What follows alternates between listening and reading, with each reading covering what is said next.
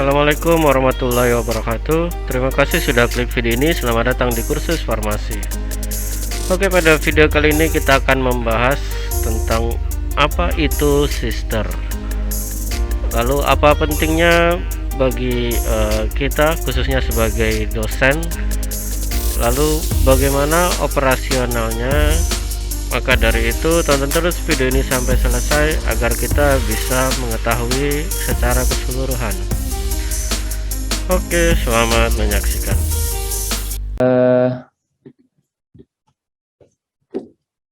Sebelumnya ini sedikit menginformasikan terkait dengan kenapa sister ini menuju kepada PDDikti atau Pangkalan Data Pendidikan Tinggi.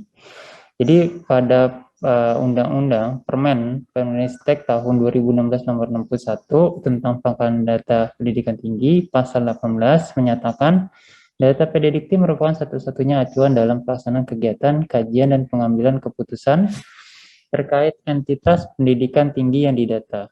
Kemudian unit utama, lembaga akreditasi, dan sumber eksternal dapat membangun sistem untuk mengumpulkan data transaksional. Jadi kita yang di sister hanya data transaksional saja, tapi data entry sumbernya itu bersumber dari PDDikti dan kembali lagi ke PDDikti.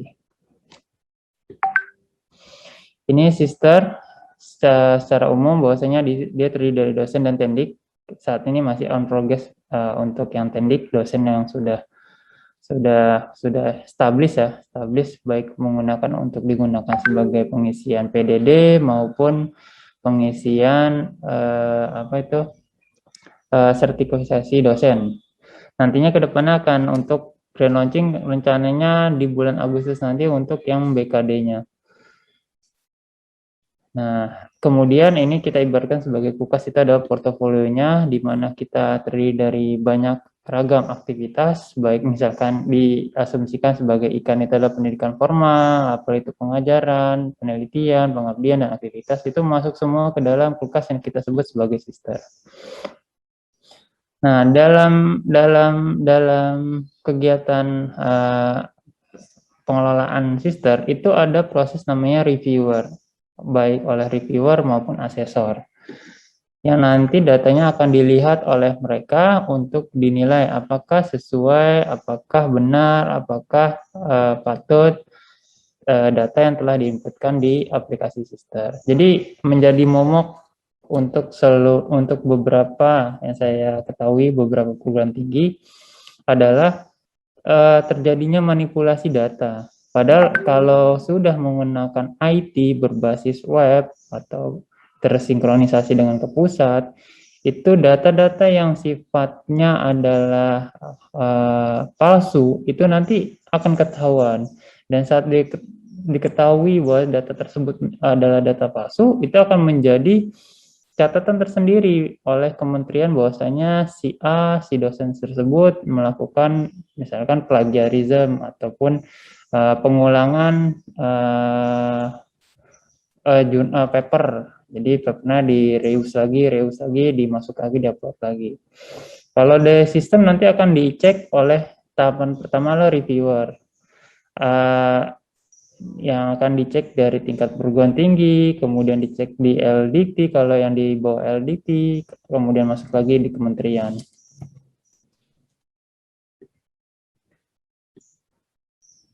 Nah, untuk sister sendiri, setelah datanya sudah terkumpul di dalam kulkas ini, di dalam menu aplikasi sisternya, itu bisa digunakan oleh banyak manfaat, baik dari pimpinan untuk mengambil kebijakan, kepegawaian mengambil kebijakan apakah dosen tersebut perlu di-upgrade, misalkan dia harus dikuliahkan lagi dan sebagainya, maupun terkait dengan proses yang terjadi di Kemendikbudristek sendiri, baik terkait dengan PAK, Serdos, kemudian nanti insya Allah targetnya adalah terkait dengan PAK, Serdos maupun BKD, kemudian nanti yang beasiswa dan sebagainya. Ya, memang masih panjang aplikasi sister ini akan dikembangkan.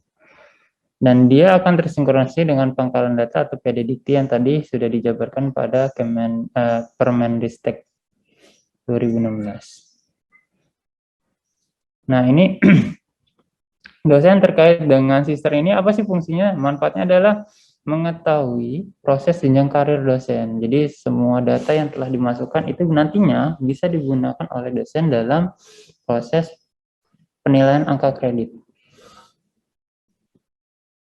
Ini sebagai skematik ini mungkin bahwasanya PDDikti yang selama ini BKD sendiri, Serdos sendiri, PAK sendiri, kemudian dengan adanya Sister kita gabung, diintegrasikan ketiga konten ini yang substansinya pada prinsipnya adalah sama, saling mengisi. Ada yang PAK di pengajaran dipakai, di PKD MKC, kemudian publikasi ini dipakai, kemudian pengabdian ini di BKD dipakai, di Serdos dipakai, dipakai.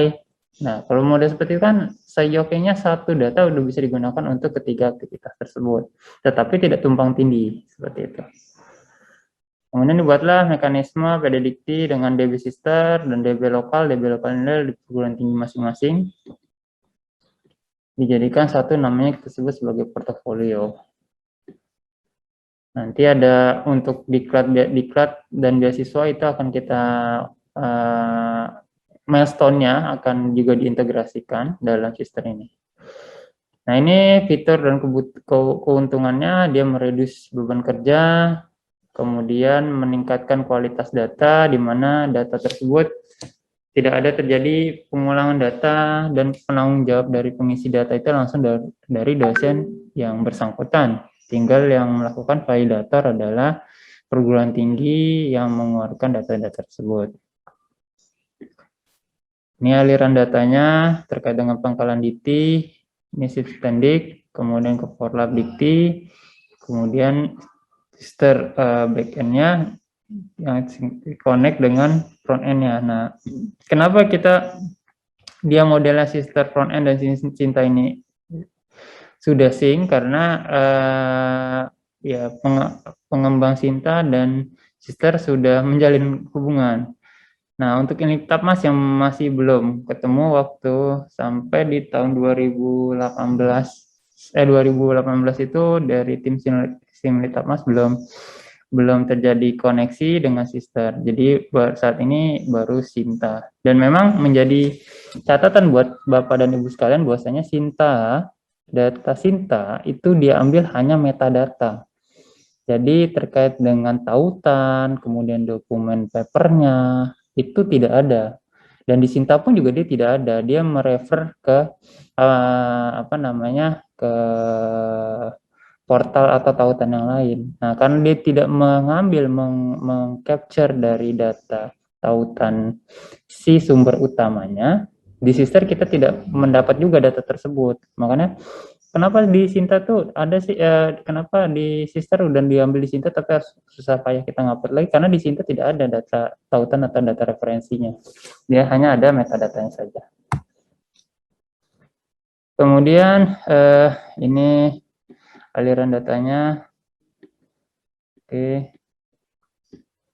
Nah, ini digunakan oleh untuk perubahan SMS itu di PDDikti, kemudian di pengajaran itu ada di feeder, kemudian asesor itu penilaian yang dimasuk di backend-nya Sister nantinya digunakan untuk PLK, Serdas, dan BKD. Kalau mengakses untuk pengelolaan akun Sisternya. Ini rekam jejak pemanfaatan Sister, mungkin biar mereview saja. Kita bangun dari 2005 sampai di 2018 udah bisa import Cinta. Kemudian 2019 sudah memberikan layanan Serdos dan PAK. Kemudian di 2020 ini terkait dengan proses klasterisasi dan BSRE, dan 2001 itu terkait dengan layanan BKD pada Sister. Dan merupakan salah satu sumber dari data IKU, indikator kinerja utama perguruan tinggi. Dan 2021 mudah-mudahan kita bisa sampai ke PAK juga untuk penggunaan penilaian angka kredit bagi dosen maupun PLP. Ini sedang diuji coba di beberapa perguruan tinggi. Nah, ini terkait dengan perubahan data dosen. Pada prinsipnya, dosen itu memeriksa portofolio, ada yang kurang, dia mengajukan perubahan data. Setelah perubahan data dilakukan validasi oleh kepegawaian atau SDM, Biro SDM. Nah, kalau dia masuk ke SDM LDikti, bagi yang dosen PTS, dia masuk ke LDikti. Kalau yang dia dosen PTN, dia langsung di subdit kompetensi dosen di kementerian. Apabila ada perubahan pada identitas, pendidikan formal, sertifikat, jabungan, atau kepangkatan saja. Ini untuk yang dia sampai tingkat LDT maupun ke kementerian. Kalau tidak ya saat di Biro SDM, selain data ini, data poin-poin identitas, pendidikan formal, sertifikasi, Japung, dan kepangkatan itu dia bisa langsung divalidasi oleh Biro SDM dan dilakukan perubahan datanya. Ini terkait dengan data pokok, pendidikan, kepangkatan, jabatan fungsional, dan sertifikasi dosen. Dimulai dari dosen, grade ajuan, kemudian disimpan. Disimpan ini dalam bentuk draft. Ini lagi-lagi menjadi catatan kami di pengembang bahwasanya banyak ya kami bilang para dosen atau user itu melakukan ajuan ternyata statusnya baru sampai draft, belum sampai dikirim, belum diajukan ke tingkat perguruan tinggi.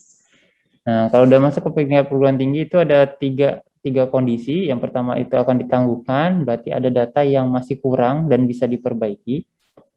Kalau disetujui dia bisa langsung ke tingkat kementerian, persetujuannya, validasinya.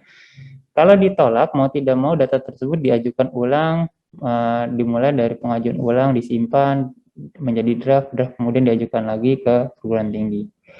Dan untuk di tingkat kementerian sama prosesnya, kalau ditangguhkan dia kembali lagi ke dosen tersebut, tapi kalau ditolak dia harus melakukan pengajuan baru. Ini data pokok, ini open data terkait dengan data dosen yang dia sama prosesnya. Dia statusnya open data itu dia di tingkat perguruan tinggi saja, sampai di kementerian sudah statusnya sudah oke. Ini untuk keaktifan dan kepegawaian. Nah, data keaktifan dan kepegawaian ini yang melakukan pembuatan ajuan itu di kepegawaian. Jadi bukan di Bapak dan Ibu sekalian yang akan divalidasi oleh tingkat kementerian. Nah, ini kondisi validasi perubahan data dosen, disetujui, ditolak, ditangguhkan, dan diajukan. Jadi kalau ditangguhkan bisa ditarik kembali dan diedit, diubah kembali, tapi kalau dia ditolak dia harus buat baru kembali. Nah, ini contoh untuk ajuan perubahan status keaktifan dosen. Ini dari sisi menu kepegawaian ya, dia dimasukkan, diupload terkait dengan SK tugas belajar dan surat pengaktifan kembalinya. Untuk data status keaktifan pemberhentian hanya dapat diajukan oleh kepegawaian perguruan tinggi melalui laman Pedadikti Kemendikbud.go.id.